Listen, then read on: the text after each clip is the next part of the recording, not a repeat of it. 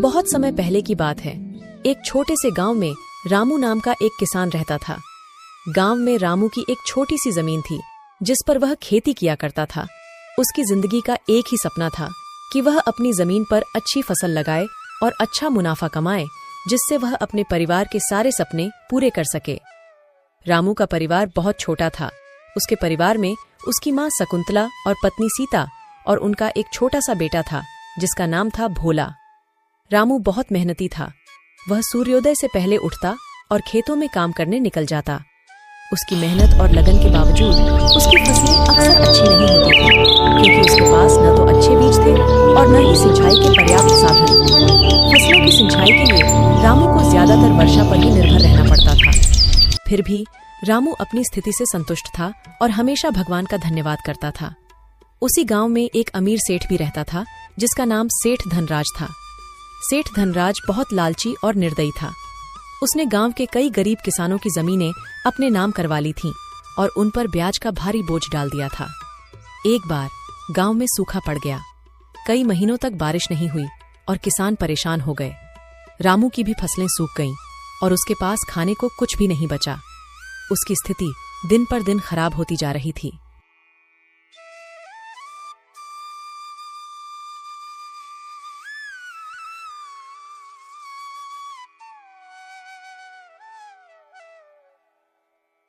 भाई, इस साल तो बड़ी मुसीबत आ पड़ी है। हमारे सारे खेत सूख गए हैं, फसल का नामो निशान नहीं बचा। अब हम क्या करेंगे? हाँ रामू, मेरी भी सारी फसल बर्बाद हो गई। बच्चों के खाने के लिए अनाज तक नहीं बचा है। समझ में नहीं आ रहा कि इस संकट से कैसे निपटेंगे।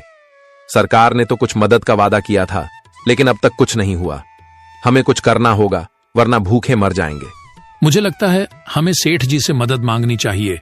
हम किसानों की इस स्थिति के बारे में तो सेठ जी को भी पता जरूर होगा। चलो सेठ जी से बात करके देखते हैं, शायद वह हमारी कुछ मदद कर सके। रामू भाई, सेठ जी के पास तो गलती से भी मत चले जाना। एक नंबर का लालची इंसान है। अभी हरिया ने कुछ दिन पहले ही सेठ जी से कुछ पैसा ब्याज पर उधार लिया था और उस सेठ ने हरिया का ब्याज इतना ज्यादा कर दिया कि वह चुका नहीं पाया और ब्याज न चुका पाने के कारण उस धनराज ने उसकी जमीन जब्त कर ली। फिर हम क्या करेंगे? अभी तो हमारे पास बिल्कुल पैसे नहीं बचे हैं। घर में खाने के लिए राशन तक नहीं है। अब जो भी हो, अभी तो बस एक सेठ जी ही सहारा है। उनसे अभी कुछ पैसे मांग लेते हैं, बाद की बात बाद में देखेंगे। देखो रामू, मेरा मकसद था तुम्हें सतर्क करना। अब तुम जो भी करो, आगे तुम्हारी इच्छा। मुझे लगता है हमें मिलकर गांव की पंचायत से बात करनी चाहिए। शायद वे कोई उपाय निकाल सकें। सही कह रहे हो सामलाल। एकजुट होकर ही हम इस समस्या का सामना कर सकते हैं। अगर हम सब मिलकर पंचायत के पास जाएं और अपनी स्थिति बताएं, तो शायद कोई हल निकल आए।